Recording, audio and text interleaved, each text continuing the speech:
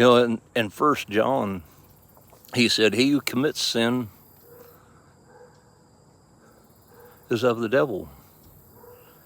And all these modern translations have changed that commit into practice.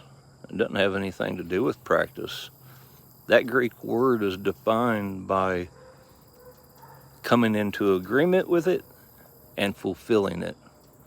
Same thing Jesus was saying in John chapter 8, verse 31 through 36, when he said, he who commits sin is the slave of sin.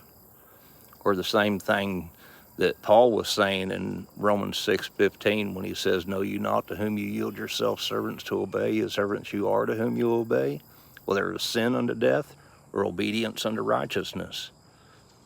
We need to understand the truth, because people deceive themselves.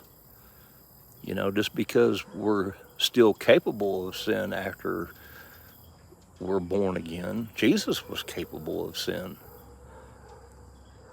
We need to understand the truth, look at Peter. Whenever Jesus was telling him how that he was going to be handed over to the rulers of the Jews and be abused by them and crucified, and then after that, on the third day, be risen from the dead. Peter took him openly and began to rebuke him, and Jesus said, Satan, get thou behind me, for you savor not the things that be of God, but the things that be of men. It's the same today.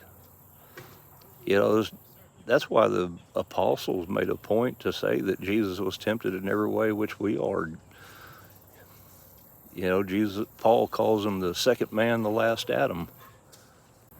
But people have exalted Jesus so far beyond what he was. He was the second man, the last Adam, Paul calls him in 1 Corinthians 15:45 through 47. People, you start trying to walk like Jesus and stuff like, well, you're not Jesus. And they, instead of using him as the means of delivering us out from under sin, people want to use him to hold people in sin.